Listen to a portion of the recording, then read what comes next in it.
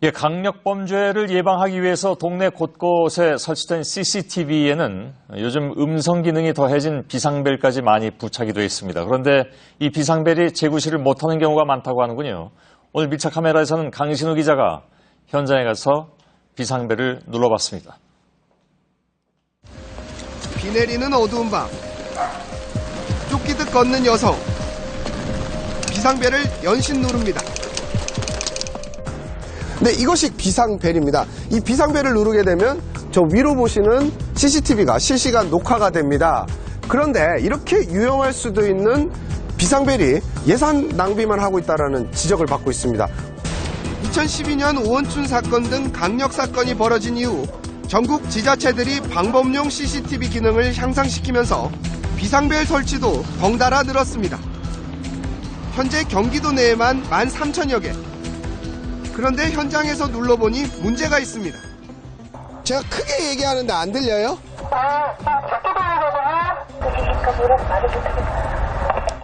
제가 이렇게 가까이서 불렀지만 안에서는 제대로 들을 수 없다고 합니다. 반대로 현장에서 관제실 소리가 들리지 않는 곳도 있습니다. 여보세요? 여보세요?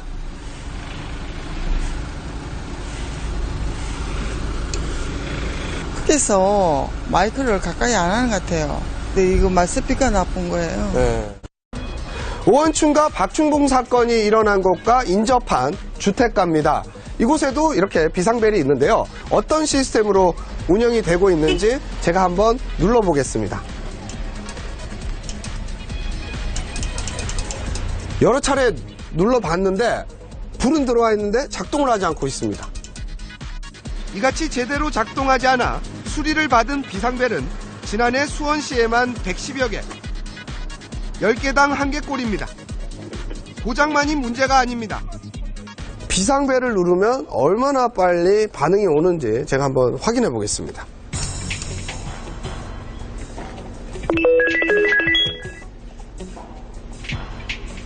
관제센터입니다.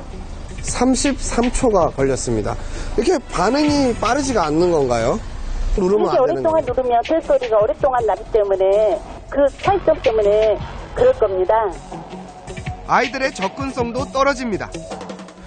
네, 이곳 어린이 보호구역에도 이렇게 비상벨이 설치는 돼 있습니다. 이 비상벨 설치의 높이를 한번 보면 170cm가 됩니다. 때문에 키가 작은 어린아이들 같은 경우에는 이 비상벨을 누르기가 힘이 듭니다.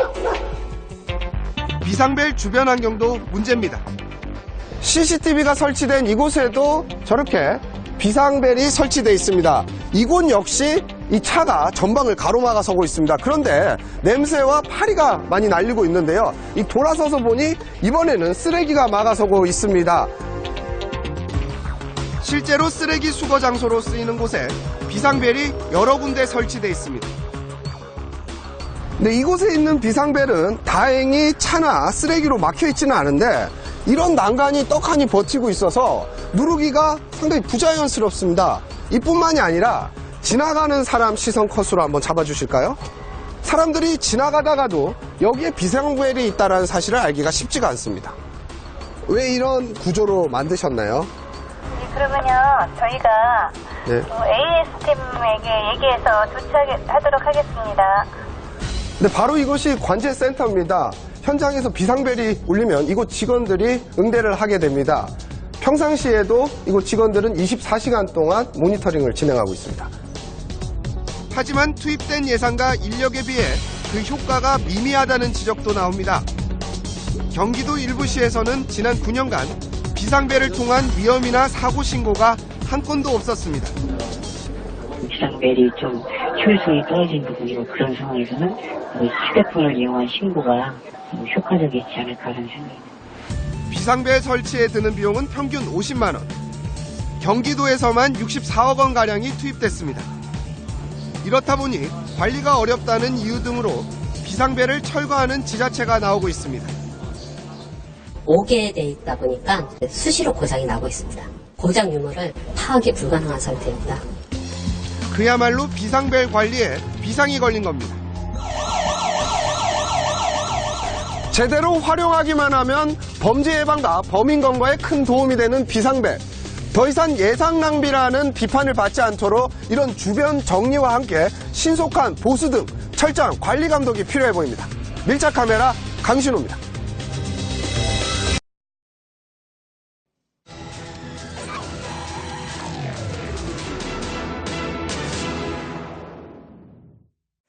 요즘 지방자치단체들이 스마트 행정이라는 이름으로 각종 무인 설비를 늘려가고 있습니다.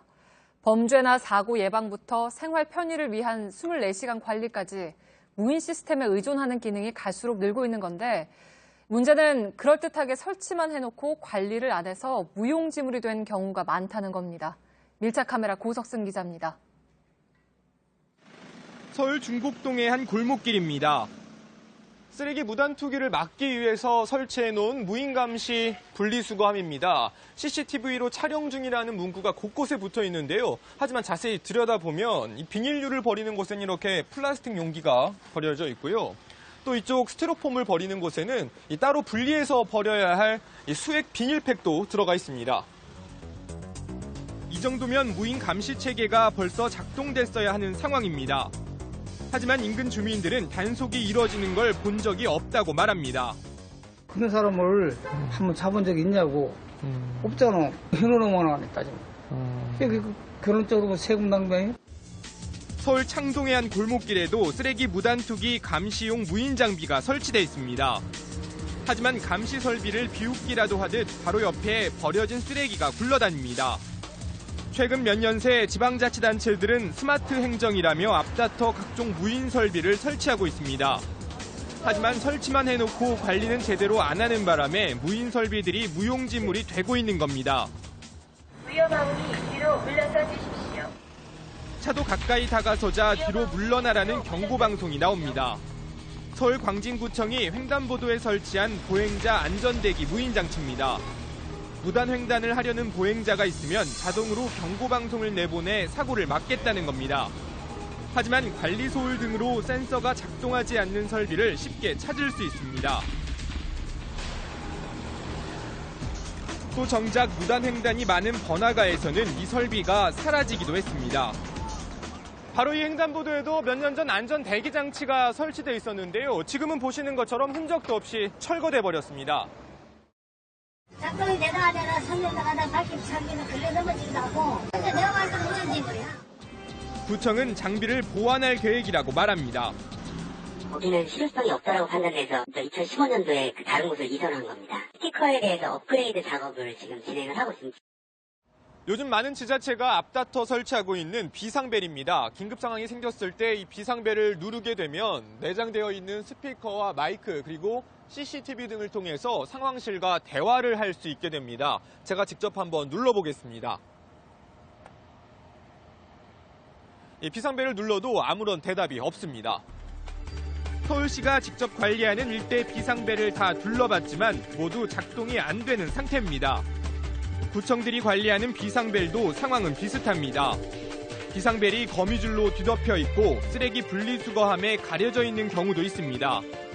있는지도 몰랐고 이렇게 가려져 있으니까 더 모르겠고 작업실이 있어서 매일 저녁마다 왔다 갔다 하거든요. 취재가 시작되자 서울 마포구청은 뒤늦게 관내 비상벨을 점검하는 작업에 돌입했습니다. 저희가 이제 돌아다니면서 눌러보기는 하는데 아날로그 방식이다 보니까 고장이 좀 잦아요. 이를 지금 계획하고 있거든요. 주민들의 편의와 안전을 위한다는 그 취지는 분명 좋습니다. 하지만 아무리 좋은 뜻으로 만든 시설이라도 세심한 관리가 뒤따르지 않는다면 무용지물일 뿐입니다. 이용하는 주민들의 성숙한 시민의식도 물론 중요하다는 사실 잊지 말아야겠습니다. 밀착카메라 고석승입니다.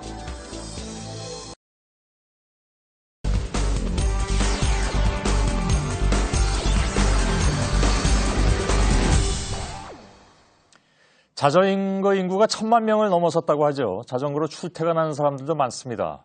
근데 각종 사고도 증가를 하고 있어서 주의가 필요합니다. 그런데 서울의 한 다리에서는 자전거 사고가 계속해서 일어나고 있다고 하는데 어떤 사연이 있는지 강신우 기자가 밀착 카메라를 가지고 현장으로 나갔습니다. 산책로를 따라 애완견을 데리고 걷고 조깅을 하는 사람들. 그 옆으로는 자전거가 달립니다. 그런데 특정 구간에 이르면 이를 보는 시민들의 시선이 곱지 않습니다. 저희 아버지가 가다가 뭐 떨어지는 사람 몇 번 봤다고. 자전거를 잘 타는 사람들은 잘 가겠지만 아이들이나 여자들을 잘 못하는 사람들은 정말 옆에 오는 사람이랑 부딪힐 것 같고 그래서 위험할 것 같아요, 거기가. 시민들이 문제가 있다고 말하는 바로 그 다리 위입니다. 현재로서는 아무런 이상이 없어 보이는데 밤이 되면 아주 위험한 다리가 된다고 합니다. 왜 그런지 지금부터 지켜보겠습니다. 시원한 저녁이 되면 더 많은 사람들이 이곳으로 나옵니다. 해가 저물었지만 자전거는 계속 달리고 있습니다. 그나마 저희 카메라의 조명으로 자전거들이 보이는데 조명을 한번 꺼보겠습니다. 정말 한 치 앞도 보이지 않습니다. 가로등이 없기 때문입니다. 빨리 걸어가 버려요, 여기는. 네, 여기가 싫어가지고. 자전거 도로에 보행자들도 좀 다니기도 하고요. 좀 자전거랑 사람하고 좀 섞여서 다니는 경우도 좀 있고. 자전거를 직접 타는 사람 입장에서 알아보기 위해서 이렇게 관찰 카메라를 설치해서 한번 살펴보겠습니다. 자전거가 다리 부근으로 다가서니 갑자기 어두워집니다. 이후로는 줄곧 어둠입니다. 보행자와 부딪힐 위험도 있습니다. 이렇게 어둡고 위험한데도 추락주의 간판은 야광으로 돼 있는 것 같지만 저희 카메라 조명을 한번 더 꺼볼까요? 아예 보이지가 않고요. 이 야광 볼라드가 제 역할을 지금 못하고 있어서 어디가 자전거 도로고 보행로인지 구분하기가 쉽지가 않습니다. 이렇다 보니 크고 작은 사고가 이어지고 있고 해당 시설에 대한 시정 요청이 인터넷으로 계속 올라옵니다. 지난주에도 아찔한 사고가 발생했습니다. 그 기둥이 있죠, 가운데. 거기에 부딪혀서 한 사람이 넘어졌었고 뒤에 쫓아오던 사람이 한 사람이 섰는데 그 뒤에 쫓아오던 아주머니는 한천 강으로 빠졌어요. 보도록 할게요. 사고자는 얼굴과 팔 등에 찰가상을 입고 이가 부러졌습니다.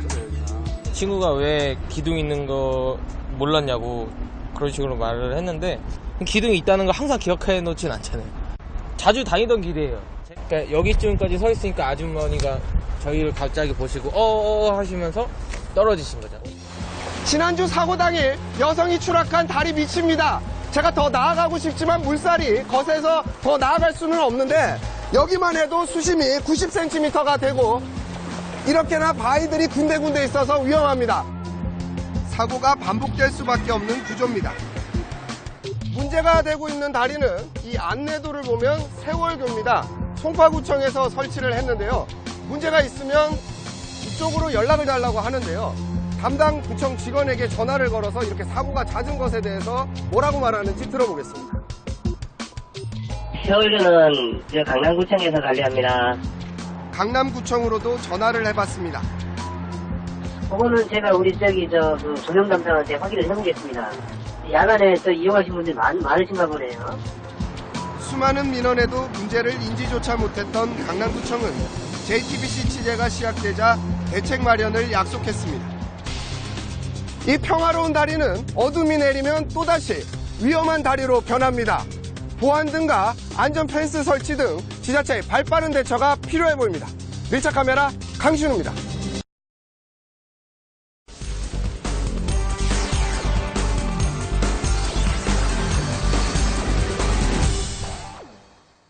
고속도로에서 장시간 운전하다 보면 졸음을 참기 힘들 때가 많습니다. 그래서 4년 전부터 고속도로에 졸음 쉼터를 늘리고 있는데요. 운전자의 안전을 위한 곳인데 오히려 사고를 유발하는 경우가 많다고 합니다. 더러는 불쾌감을 주는 경우까지 있다고 하는데요. 밀착 카메라 박소연 기자입니다. 운전자들이 졸음 쉼터에서 쪽잠을 청합니다. 차에서 내려 장시간 운전으로 인한 피로를 풀기도 합니다. 많이 피곤하시죠? 전례가시죠. 한 5분, 10분 쉬면은 잠이 깨죠. 쉼터의 편의시설은 어떤지 확인해봤습니다. 이곳 졸음센터는 주차 공간만 있고 운전자들이 내려서 잠시 쉴 수 있는 장소는 전혀 없습니다. 이런 가드레일과 펜스 옆에는 이렇게 먹다 버린 물병도 발견되고요. 또한 이 담배꽁초 가득한 일회용 컵도 곳곳에 버려져 있습니다. 곳곳에 휴지들이 버려져 있고 먹다 남은 음식물이 나뒹굽니다. 쓰다버린 이불도 발견됐습니다. 냄새도 나고 지저분한데 있는 데도 있으니까 관리가 잘 안 되고. 경부고속도로 하행선에 있는 오산 쉼터입니다. 보시는 것처럼 차량을 주차할 수 있는 공간이 이렇게 마련되어 있는데요. 안내판 한번 보시죠. 화장실과 매점 등 편의시설을 이용하려면 인근에 있는 휴게소를 이용하라 라고 적혀 있습니다. 전국에 있는 졸음쉼터 160곳을 조사해봤더니요. 이곳처럼 화장실이 없는 경우가 절반 이상이었습니다. 화장실이 없어 아이들은 쉼터 가장자리에서 용변을 해결하기도 합니다. 심지어 운전자들이 앉아서 쉴 의자 뒤에서 인분이 발견되기도 했습니다. 졸음쉼터가 사고를 유발한다는 지적도 나옵니다. 지난 7일 경기도 용인의 경부고속도로에서 갑자기 졸음쉼터로 가려던 트럭으로 인해 사고가 발생했습니다. 승용차가 트럭을 피하려다 쉼터 진입로에 주차된 차량을 들이받은 겁니다. 운전자들은 졸음쉼터의 진입로가 지나치게 짧다고 입을 모읍니다. 왔다가 나갈 때도 속도를 못 내요. 이게 100km씩 달리고 하는데 이게 한 30m 거리에서 100km 낼 수가 없어요. 그래서 좀 위험하기도 하고. 취재진이 직접 호남고속도로 하행선의 한 쉼터에 들어가 보고 차에서 내려 현장을 확인해봤습니다. 졸음쉼터 저녁에는 시간당 30km 이하로 달려야 하는데요. 지금 보시는 것처럼 진입로가 굉장히 짧다 보니까요. 속도 늦추기가 굉장히 어려워 보입니다. 전문가와 함께 졸음쉼터에 들어오는 차량의 속도를 재본 결과 상당수가 제한 속도를 2배 가까이 넘겼습니다. 원만하게 속도를 줄일 수 있는 방향이 되도록 길이를 좀 늘리고요. 동선에 합류할 때도 충분히 가속을 해서 나갈 수 있도록 공간의 재설계가 필요할 것 같습니다. 쉼터 진입로의 불법 주정차도 사고 원인으로 꼽힙니다. 영동고속도로 상행선 반면에 있는 한 졸음쉼터입니다. 보시는 것처럼 차량들이 빠른 속도로 달리고 있는데요. 이곳은 아직 졸음쉼터가 시작되지 않는 한 갓길 부분인데도 차량 2대가 이렇게 나란히 주차되어 있습니다. 뿐만 아니라 반대편 한번 보시죠. 아직 주차장이 시작되지 않았는데 차량 여러 대가 이렇게 주차되어 있습니다. 진입로에 주차를 해놓고 운전자는 고난잠을 자고 있었습니다. 사장님, 여기 너무 위험하지 않아요? 아까 여기 서 있어가지고. 아, 차들이 많아서? 예, 차들이 많아가지고 들어가지 못해서. 안쪽으로 오세요. 위험해요. 꼭 지정된 주차 공간에서 휴식을 취하여야 하겠습니다. 가속 방지 시설 등 진출입로의 안전시설을 지속적으로 보강하고 있습니다. 졸음쉼터는 운전자의 안전한 휴식을 위해 조성된 공간입니다. 하지만 그 의미가 무색하게도 졸음쉼터에서 발생한 교통사고 비율은 매년 늘어나고 있습니다.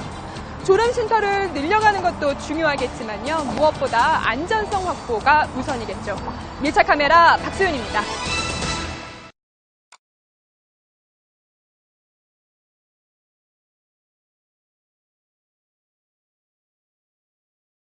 It's too tight for me. Okay, what size do you want? I want to eat.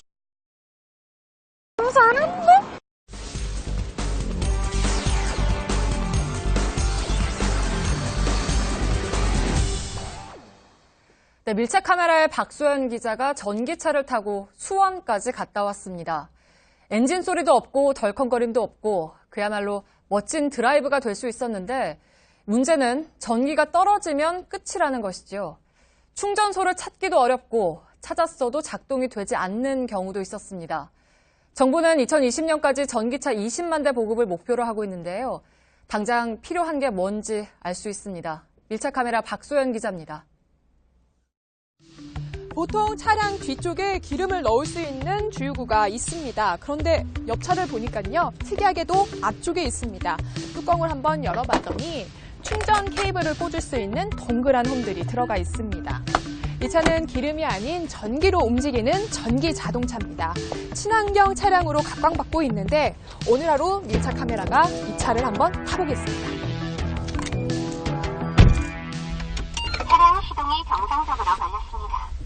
시동을 걸었지만 엔진 소음 없이 조용합니다. 고속도로를 타고 1시간여를 달린 뒤 가장 가까운 전기차 충전소에 들어갔습니다. 충전 방식을 선택한 뒤 차량에 충전기를 꽂았지만 곧바로 작동을 멈춥니다. 충전을 시작한 지 0.2초 만에 충전이 완료됐다는 문구가 화면에 떴습니다. 충전된 전력은 0. 아무래도 기계에 이상이 생긴 것 같습니다. 오래 걸려요? 수리하는데? 지금 당장은 안 될 것 같아요. 부품이 없어가지고 내일이나 다시 보낼 것 같아요. 결국 다른 충전소를 찾았습니다. 이곳에서 가장 가까운 게 영통구에 있는 한 충전소입니다. 이곳으로부터 한 6km 정도 떨어져 있는데요. 지금 가보겠습니다. 다행히 충전기가 제대로 작동했지만 충전을 완료하는데 35분을 기다려야 했습니다. 이처럼 전기차 운전자들이 부족한 충전소와 고장으로 낭패를 당하는 사례가 늘고 있습니다. 제가 강릉을 한번 놀러 간 적이 있었는데 그때 왕복 갔다 오는 시간이 23시간이 걸렸습니다. 기본적으로 충전기가 고장나 있는 데도 있고 충전기 위치 정보가 제대로 공유되지 않는 점도 이용자를 혼란스럽게 합니다. 다운로드 수가 가장 많은 어플리케이션을 이용해 한 충전소에 가봤습니다. 전기자동차 충전소라고 적힌 간판을 따라 들어가 봤습니다. 하지만 충전기는 사라진 채 바닥을 보니까요. 이렇게 충전기를 설치한 흔적만 남아 있습니다. 수영을 갖다 놓고 아니면 철거할 거다 이렇게 말들이 많다가 결국에는 철거하는 쪽으로 이렇게 진행 경로를 알고 있습니다. 작년 한 11월 달쯤? 환경부가 지난해 여름 일부 충전소를 폐쇄했지만 민간 어플리케이션에서는 반영되지 않는 겁니다. 환경부와 지자체, 공공기관에서 운영하는 충전소 정보를 통합적으로 확인할 수 있는 공식 홈페이지와 어플리케이션이 아직 없습니다. 사후 관리라든지 민원에 대한 처리할 수 있는 경로만 명확하면 저희가 다 공개를 하려고 지금 하고 있고요. 친환경 전기 택시를 시범 운영하는 한 택시 회사는 차량 8대 가운데 4대 운행을 중단했습니다. 짧은 주행거리에 비해 긴 충전 시간 때문입니다. 충전하는데 하루에 많이 하는 분들은 한 3시간 정도요. 10시간 일할 거면 한 2시간 일 더 해야죠. 회사 탄핵금 마치려면. 전국에 설치된 전기차 급속 충전 시설은 모두 337곳. 정부가 다음 달부터 충전소 이용을 유료화하기로 하면서 불만의 목소리는 더 커지고 있습니다. 인프라스트럭처라든가 전기 충전 시설을 어떻게 관리할 것이라든가 어느 정도까지의 비용을 소비자들이 마음 편하게 지불할 수 있는지 고찰이 더 많이 필요하다고 생각해요. 전기자동차 충전소가 부족하고 알 수 없는 고장도 잦다면 이용자가 안심하고 자동차를 탈 수 없겠죠. 말로만 친환경 할 게 아니라 안심하고 탈 수 있도록 불편 없는 충전소 확대가 우선돼야 할 것입니다.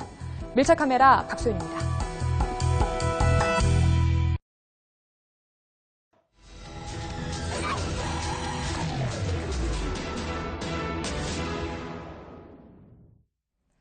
제주도에서 렌터카의 속도 제한 장치를 의무적으로 장착하는 방안을 검토하고 있다고 얼마 전에 보도해드렸죠. 도대체 렌터카 사고가 어느 정도로 심각하길래 특별법까지 만드냐는 분들 많으실 텐데요. 밀착카메라 박소연 기자가 현장을 다녀왔습니다. 제주도가 렌터카 사고로 고민이 깊습니다. 아예 렌터카에 속도 제한 장치를 설치하겠다고 나설 정도인데요. 렌터카의 안전의식 수준이 어느 정도인지 밀착 카메라가 긴급 점검해 보겠습니다. 은색 승용차가 화단 위에 위태롭게 서 있고 뒷면이 심하게 훼손된 검은색 차량이 반대편 차선에서 멈춰서 있습니다. 사고 현장으로 가봤습니다. 제주 서귀포시에서 성산 일출봉 방면으로 가는 일주도로입니다. 하단 아래쪽에는 깨진 유리 조각과 차량 부품이 이렇게 곳곳에 떨어져 있습니다. 이쪽에는 아예 교통 표지판이 뿌리가 뽑힌 채 이렇게 쓰러져 있습니다. 지난 15일 오후 2시 40분쯤 은색 렌터카를 몰던 31살 A씨가 검은색 차량을 들이받았습니다. 렌터카가 유턴을 하기 위해 정차하고 있던 검은색 차량을 뒤늦게 발견한 겁니다. 이 사고로 운전자 2명을 포함한 4명이 다쳤습니다. 자동차 공업사에서는 수리 중인 렌터카를 어렵지 않게 찾을 수 있습니다. 이곳에 들어온 사고 차량 30대 가운데 7대가 렌터카입니다. 배터리가 훤히 들여다 보일 정도로 차량 안면부가 심하게 훼손됐습니다. 차량 안쪽을 보면요. 운전석뿐만 아니라 이렇게 보조석, 측면 에어백도 모두 다 터졌습니다. 당시 사고 충격이 어느 정도였는지 가늠할 수 있을 정도입니다. 신호 위반하고 과속들이 많으세요, 렌트카들이. 의외로. 길이 이제 한산하다 보니까 막 달리는 경우도 그냥 질주하시는 경우가 약간 있고요. 지난해 제주도에서 발생한 렌터카 교통사고가 527건, 하루에 한 번 이상 발생한 건데 숨지거나 다친 사람도 955명에 달합니다. 전국 17개 시도별로 차량 교통사고에서 렌터카가 차지하는 비율을 따져봤더니 제주도는 8.8%로 다른 지역 평균 2.5%보다 3배 넘게 높았습니다. 제주도에서 렌터카가 빠르게 증가하면서 그만큼 사고도 늘고 있는 겁니다. 사는 사람 입장에서는 솔직히 좀 무섭습니다. 방어 운전을 해야 하고 렌터카를 보면 좀 피하기도 하고. 렌터카 과속 실태가 어느 정도인지 경찰의 과속 차량 단속에 동행했습니다. 최고 속도 시속 70km로 제한하고 있는 제주 봉계동 왕복 6차선 도로입니다. 시속 107km, 시속 100km. 단속을 시작한 지 10분 만에 렌터카 넉 대가 잇따라 단속 카메라에 찍혔습니다. 이 때문에 제주도에선 렌터카에 속도 제한 장치를 달아 차량 속도를 시속 90km로 제한하는 특별법을 검토하고 있는 상황. 하지만 이에 앞서 제주도가 관광객들에게 사고가 잦은 위험도로를 안내하는 등 교통사고 예방에 적극 나서야 한다는 지적이 나옵니다. 일명 516도로, 지방도 1132호선은 험한 도로로 굉장히 유명합니다. 밤에는 어떤 모습일지 직접 주행해 보겠습니다. 가로등 하나 없는 산길이어서 이곳을 지나는 대부분 차량이 상향등을 킨 채 운행합니다. 곳곳에 구불구불한 커브길이 이어지는데 빠른 속도로 추월하는 차량도 목격됩니다. 관광객들에게 드라이브 코스로 알려진 일명 1100도로도 오르내리막길이 이어져 방어 운전을 해야 하는 도로입니다. 제주 지역 렌터카 속도 제한은 여전히 논란의 대상입니다. 규제에 앞서 유독 제주 지역에서 렌터카 사고가 급증하고 있는 이유에 대한 깊은 고민과 이에 따른 대책 마련이 필요해 보입니다. 유자카메라 박소연입니다.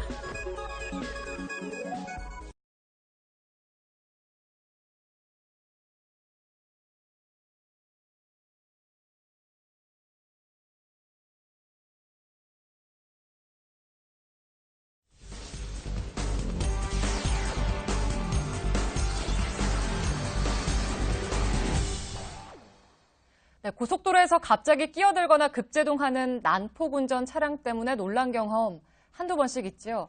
이런 차량들을 잡아내기 위한 암행 단속 순찰자가 이번 달부터 투입됐습니다. 밀착카메라 고석승 기자가 단속 현장 동행했습니다. 버스 한 대가 고속도로를 달립니다. 얼마 뒤 다른 버스 한 대가 갑자기 끼어들더니 급제동을 합니다. 급제동을 반복한 버스 기사는 분이 풀리지 않는지 아예 차를 세우고 내린 뒤 욕설을 쏟아냅니다. 앞 차량이 빨리 가지 않는다며 보복 운전을 한 건데 당시 두 버스에는 승객 70여 명이 타고 있었습니다. 일반 도로보다 더 안전에 주의를 기울여야 하는 고속도로. 각종 난폭 운전과 얌체 운전이 끊이지 않습니다. 제 옆에 있는 이 차, 일반 승용차처럼 보이는데요. 사실 이 차가 바로 지난 1일부터 도입된 고속도로 암행 단속 순찰차입니다. 고속도로의 각종 범법 행위를 잡아내는 건데요. 이 경찰 마크도 탈부착이 쉽도록 이렇게 스티커로 제작이 돼 있습니다. 오늘 하루 이 차를 타고 직접 단속에 동행해 보겠습니다. 단속에 나선 지 10분도 지나지 않아 승용차 한 대가 버스 전용 차로로 들어서는 모습이 포착됩니다. 경찰의 사이렌 소리에 황급히 차로를 변경해보지만 소용없습니다. 천천히 우측으로 나와주세요. 안전하게 우측으로 나와주세요. 많이 급하시면 네, 방금 버스 전용 차로를 위반한 차량이 또 한 대 적발됐는데요. 가서 잠깐 이야기를 나눠보겠습니다. 선이 이제 갈라지는 데니까 헷갈린 거요. 거기 가면은 장모님이 이제 밥을 무엇을 해줄 것인가? 그 생각 하시다가 그냥 깜빡. 암행 단속에 항의하는 운전자도 있습니다. 이게 어떻게 순찰차예요? 뒤에서 보니까 들어왔을 때 보니까 순찰차인 거 항의했지. 운전 중 휴대폰을 사용하다가 적발된 한 운전자는 경찰에게 어려운 사정을 하소연합니다.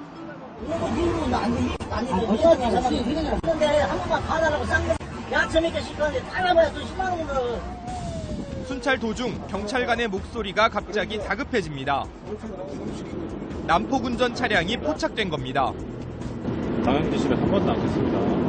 들어갑니다. 차로를 급변경하는 칼치기는 물론 과속에 버스 전용차로 위반까지 일삼습니다. 10여 분간의 질주 끝에 결국 경찰에 덜미를 잡혔습니다. 원래 좀 운전을 좀 급하게 좀 하시는 편이세요? 아니, 오늘 좀 급해가지고. 도로 위에 암행 순찰차가 있다면 하늘에는 순찰 헬기가 있습니다. 암행 순찰차가 미처 단속하지 못한 얌체운전, 난폭운전은 바로 이 헬기로 잡아내게 되는데요. 헬기에는 600m 상공에서 자동차 번호판까지 식별 가능한 고성능 카메라가 장착되어 있습니다. 굉음을 내며 이륙한 헬기가 고속도로 상공을 오가며 단속에 나섭니다. 얼마 지나지 않아 차로 위반 차량이 헬기 카메라에 포착됩니다. 난폭운전으로 당장 조치가 필요한 차량은 암행순찰차의 통보에 단속에 나서기도 합니다. 경찰은 연말까지 암행순찰을 전국 고속도로로 확대할 예정입니다. 암행단속으로 적발되는 차량이 끊이지 않는 건 그만큼 우리 운전 문화가 아직 여러모로 부족하다는 방증입니다.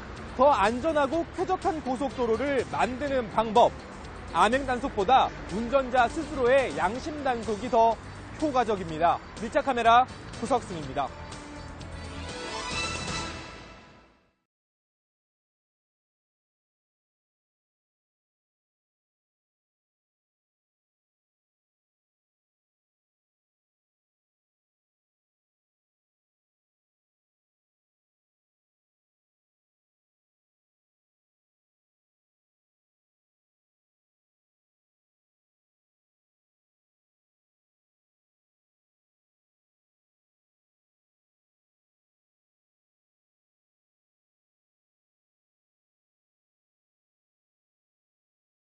But it's better to say, I have a meeting at 2 p.m.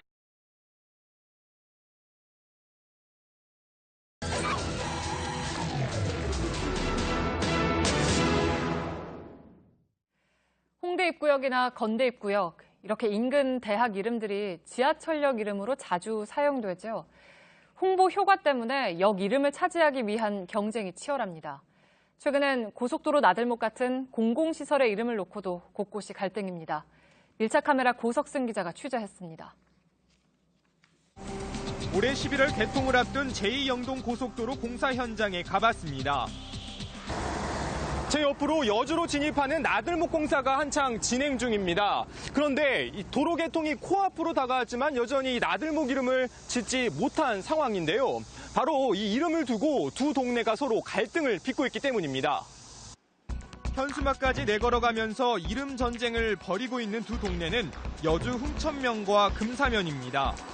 나들목이 위치한 흥천면 주민들은 새 나들목 이름을 흥천IC로 해야 한다고 말합니다. 시설이 들어서면 그 지역 명칭을 쓰는 것이 기본으로 되어 있습니다. 이번 예도 속지주의를 근거로 해서 우리 지역에 설치되기 때문에. 반면 금사면 주민들은 인지도가 높은 이포IC가 더 어울린다는 입장입니다. 이포보라든가 이포대교 이런 그 지명도 역시 그런 주민들이 이용하기 편리한 이런 쪽에서 따오지 않았나 이렇게 생각을 하고요. 관할 지자체는 난감합니다. 양쪽 대표를 같이 좀 같은 장소에서 좀 협의 좀 해보려고 노력을 좀 하고 있고요. 노력 중이라는 말씀만 드리고 싶습니다. 네. 지하철 제물포역도 요즘 이름 때문에 때 아닌 논쟁 중입니다. 공식 역명 뒤에 붙는 이른바 부기역명을 두고 논란이 한창인데요. 20년 넘게 인천대학교가 사용해오던 저 이름을 놓고 인근 세 대학이 갈등을 빚고 있는 겁니다. 어찌된 일인지 대학들의 이야기를 먼저 들어보겠습니다. 인천대는 본부를 송도로 옮겼지만 역명을 유지하겠다는 입장입니다. 핵심적인 캠퍼스로 거듭날 예정입니다. 역명 무기 사용을 3년 연장하는 계약도 체결하고 관련 사용료도 이미 모두 납부한. 하지만 인근 재능대는 재학생 상당수가 제물포역을 이용하고 있다는 점을 강조합니다.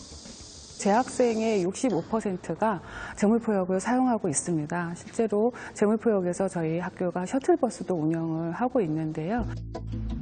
여기에 또 청운대 측은 관할구청의 지명위원회가 청운대를 부기영명으로 정했기 때문에 더 논쟁할 가치가 없다는 입장입니다. 광역자치단체 사이에 이름 전쟁이 벌어지는 경우도 있습니다. 경기도청은 지난해 말부터 서울 외곽순환고속도로의 이름을 수도권 제일순환도로로 바꾸기 위해 국토부에 요청 중입니다.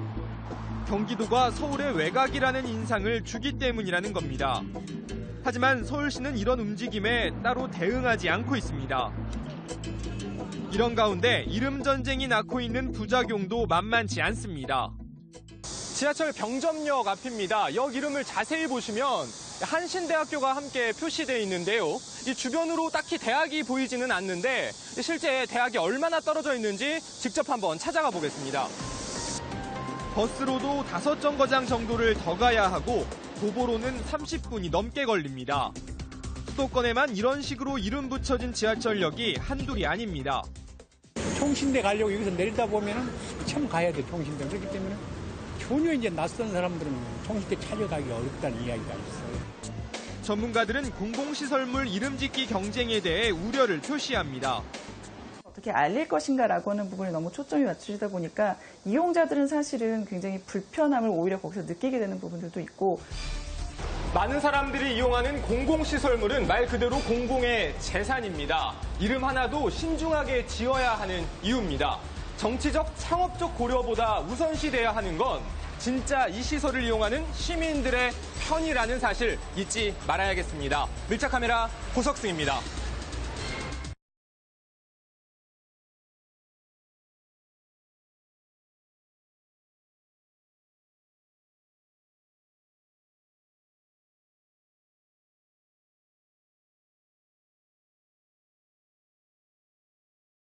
추석에 뭐뭐하면 다이아 별사탕이 최대 4,000개. 모두의 마블 최초 원형 맵 우주정거장 맵 지금 다운로드.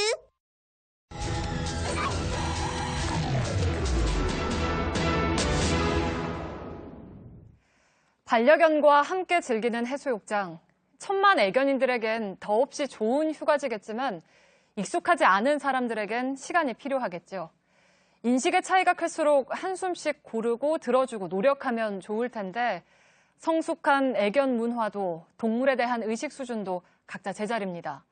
결국 반려견들에게 1년에 45일 100m 남짓의 해변을 허락해주는 것도 쉽지 않은 현실입니다. 밀착카메라 안지현 기자입니다.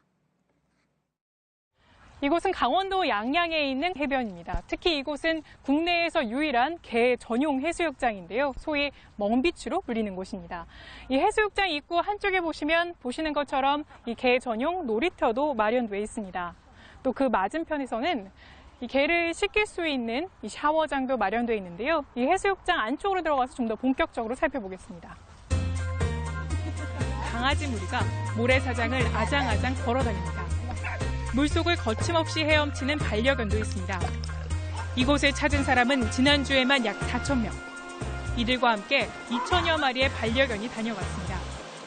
여기 두 번째로 왔어요.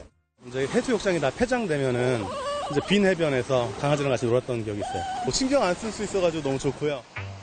청결을 위해 해수욕장 곳곳에 반려견용 배변 봉투를 비치해놓고 수거시 사료와 개 용품도 나눠줍니다. 실제로 멍비추로 이용되는 구간은 전체 해변 가운데 약 100m 정도입니다. 이 경계선을 보시면 이렇게 안전 펜스가 설치돼 있고 그 너머에 약간의 완충지대가 있고 그 이후에는 일반인 해수욕장이 마련돼 있습니다. 하지만 이 경계선 안팎의 분위기는 많이 다릅니다. 선 바깥에서는 반려견 해수욕장에 대한 곱지 않은 시선이 있습니다. 강아지들이 와 있으니까 바람이 들어오면 그쪽으로 인근 장애인 해수욕장 입구에도 반려견 출입을 금지한다는 표지판이 선명합니다. 장애를 갖고 있다 보면 작은 거에도 민감하게 반응하는 친구들이 또 있거든요. 그런 사람들한테는 좋을 리가 없죠. 법적으로는 국립공원과 도립, 국립공원 내 해수욕장에서만 반려동물의 출입을 제한할 수 있습니다. 하지만 적법 여부를 떠나 지역 주민이나 다른 이용객들과의 마찰은 존재합니다. 실제로 마찰 끝에 문을 닫은 선례도 있습니다. 이곳은 강원도 강릉의 사근진 해수욕장입니다. 저희가 이곳을 찾은 이유는 이곳이 국내 최초의 애견 전용 해수욕장이 있었던 곳이기 때문인데요. 제 옆에 보시면 애견 바다라고 적혀 있는 당시 설치한 것으로 보이는 파라솔도 보입니다. 2013년도에 개장한 이곳은 당시 주민들의 반대로 46일간 영업 후 문을 닫았습니다. 돌아다니면서 똥, 오줌 다 구석구석 싸는데 그래서 저희가 반대했어요. 결국 지금은 이름을 바꿔 일반 해수욕장으로 운영되고 있습니다. 이 해수욕장이 홍역을 치르는 동안에 인근 경포대 해수욕장에서는 반려견 출입에 대한 엄격한 기준이 마련됐습니다. 경포 해수욕장은 금지되어 있습니다. 근처에 애견 해수욕장이 생기면서 그쪽에서 피해를 봤다고 얘기를 하는 바람에 이 같은 논란은 SNS 상에서도 이어졌습니다. 반려견과 계곡에서 물놀이하는 애견인 사진 한 장 때문에 소동이 벌어진 겁니다. 민폐라는 비판과 애견인도 권리가 있다는 반박이 쏟아졌습니다. 다만 반려견 휴가시설을 유치하고 싶어하는 주민들도 있습니다. 우리는 살이 많이 와여먹고 살잖아요. 유치를 하면은 소득적으로는 낫죠. 지역 주민들과 공존하려는 업체의 노력도 중요합니다. 이 이익금을 지역에 환원할 수 있는 부분, 주민들한테 긍정적인 쪽으로 효과를 낼 수 있도록 홍보는 하고 있습니다. 지금 제가 서 있는 펜션 내 계곡에서 반려견이 수영을 하고 있습니다. 여러분은 이런 모습 유쾌하신가요? 아니면 불쾌하신가요? 휴가철을 맞아 전국의 휴가지에서는 이 반려견의 바캉스를 놓고 이 두 가지 상반된 시설이 충돌되고 있습니다. 주민들의 생활권과 애견인들의 휴가권을 놓고 이제는 접점을 찾을 때입니다. 밀착 카메라 안지연입니다.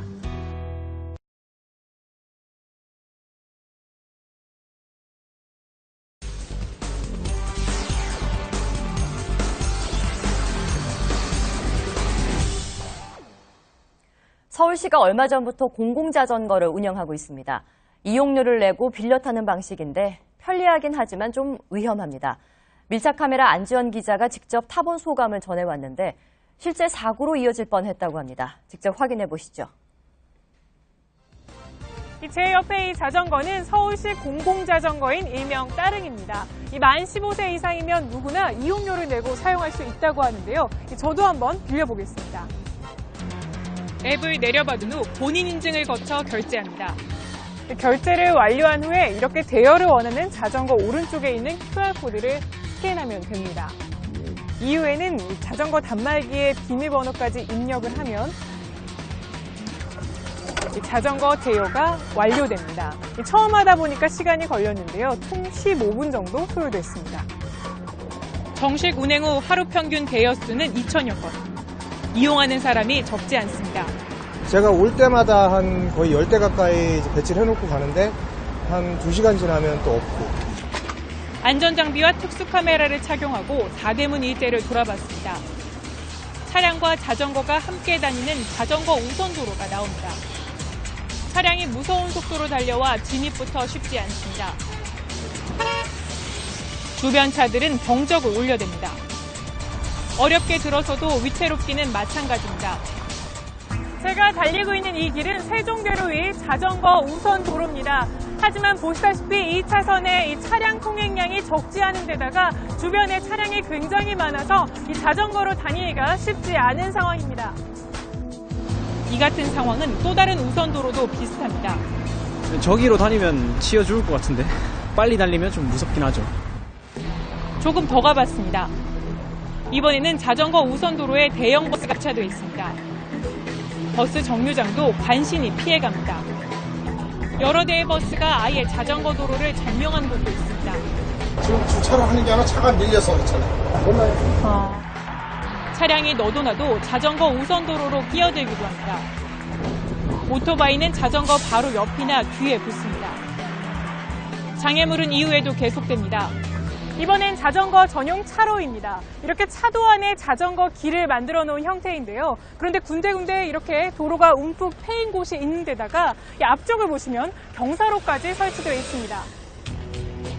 이런 상황 때문에 아예 인도로 달리는 자전거가 많습니다.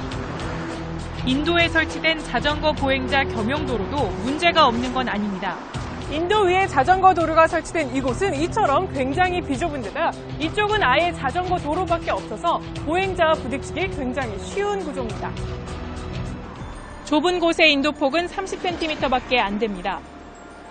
자전거 운전자는 사람을 피해 아슬아슬하게 고개 운전을 합니다. 아침에 출근 시간 같은 경우는 제가 사람 많이 비켜서 묘기 운행 이런 거 하거든요. 그래서. 자전거 도로를 인식하는 보행자도 많지 않습니다. 색 구분마저 없으면 알아보기 어렵습니다. 상황이 이렇다 보니 사고도 잇따릅니다. 버스와 나란히 달리던 자전거가 순식간에 넘어지고 그 위로 버스가 지나갑니다. 올 9월까지 발생한 자전거 사고는 14,400여 건, 숨진 사람도 200명이 넘습니다. 이 때문에 덴마크에서는 자전거 도로를 보행자 도로나 차도와 완전히 분리해 설계하고 있습니다. 자전거를 생활 속 교통수단으로 정착시키겠다며 도입한 공공자전거 사업. 하지만 공공자전거를 무작정 늘리기에 앞서서 보다 안전한 자전거 도로에 대한 고민이 시급해 보입니다. 밀착 카메라 안지연입니다.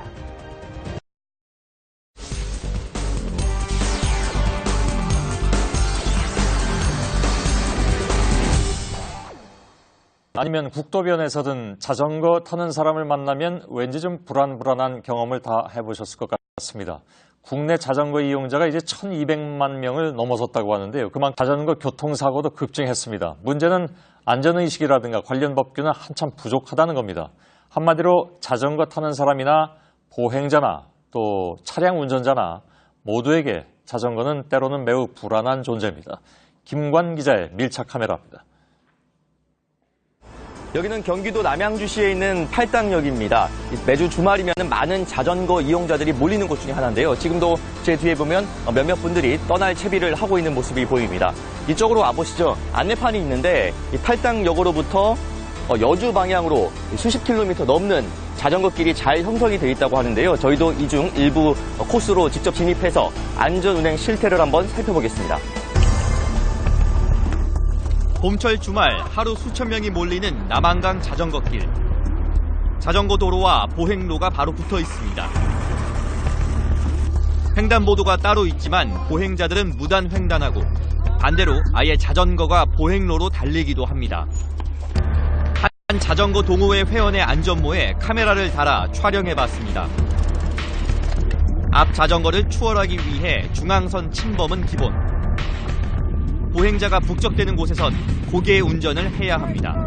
경관이 좋다 보니까 사진 찍는다고 자전거 도로인데도 이제 보행자 도로랑 자전거 도로 구분 안 하고 그냥 무작정 뛰어드시는 경우도 좀 많았고요.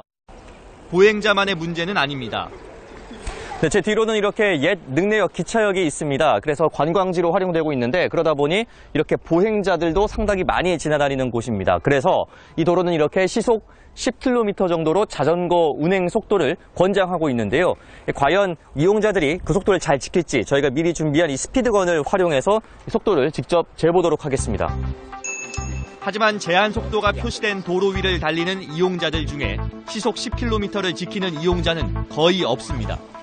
저는 개인적으로는 자전거를 거의 타본 편이 아닙니다. 그런데 저 같은 초보자의 시선으로 봤을 때는 생각보다 과속을 하는 운전자들도 많이 눈에 띄고요. 그리고 이런 안전장비를 거의 착용하지 않은 채 주행하는 사람들도 많이 보입니다. 이번엔 자전거 도로와 일반 차량 도로가 만나는 횡단보도입니다. 제 뒤에 있는 횡단보도는 일반 보행자보다는 자전거 이용자들이 많이 건너는 곳입니다. 그런데 현행법상 자전거는 횡단보도를 건널 때 반드시 내려서 끌고 가야 하는 게 원칙인데요. 과연 잘 지켜지고 있을까요? 빨간불로 바뀌었지만 그대로 질주해버리는 자전거들. 이 이용자는 간발의 차로 사고를 피했습니다. 이번 달에만 이 횡단보도에서 3건의 접촉사고가 났습니다.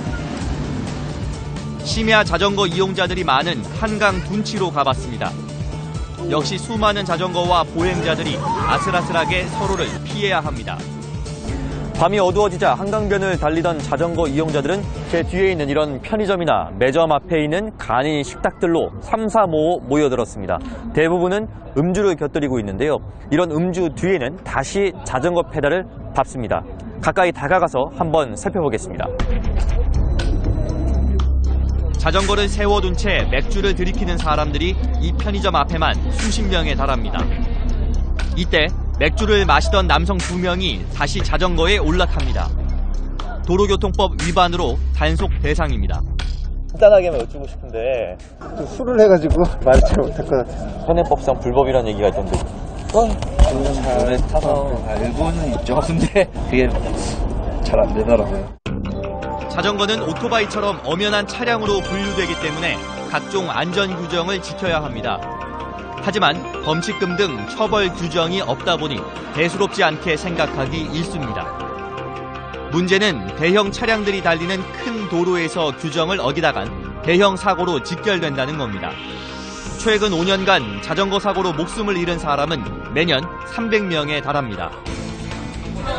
자전거 이용자 수가 이제 1,200만 명을 돌파하고 있습니다. 자전거 이용자들이 많이 몰리는 곳마다 이런 안내판이 내걸려 있습니다. 정부가 꼭 지키자며 안전 규칙을 내걸어 놓은 건데요.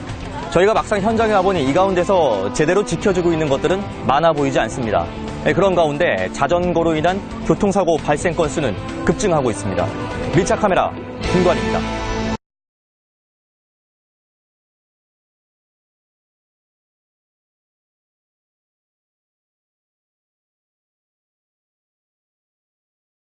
부족한 건 자전거 운전자들의 의식만은 아닌 것 같습니다. 이 열악한 자전거 도로도 안전을 위협하고 있는데요. 네, 어떤 문제들이 있을까요? 양시창 기자가 자전거를 직접 타고 문제점을 진단해봤습니다.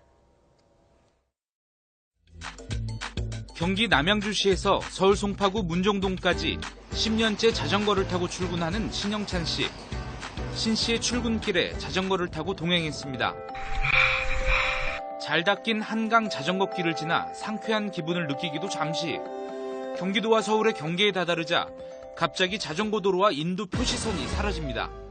서울시와 경기도의 자전거 도로와 인도 위치가 반대로 돼 있기 때문입니다. 두 자치단체가 따로 자전거 도로를 만들면서 빚어진 일입니다. 잠실대교로 나오면서 위험은 더 커졌습니다.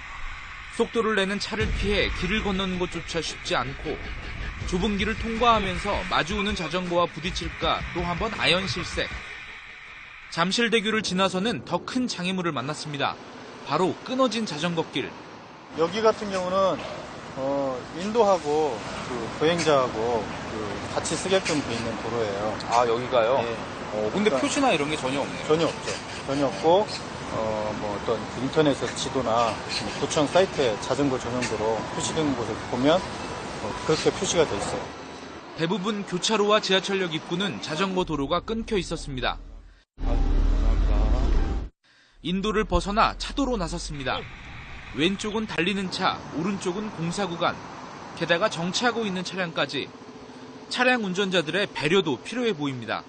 운전자분들께서 굉장히 좀 화를 내는 경우가 있어요. 크락션을 누른다든지 차선을 저쪽으로만 살짝만 붙여주시면 되는데 자전거 쪽으로 밀어붙인다 싶습니다. 많은 예산을 투입해 만든 자전거 도로 기반 시설, 곳곳이 끊겨 있고 막혀 있어 자전거 운전자의 안전이 위협받고 있습니다. YTN 양시창입니다.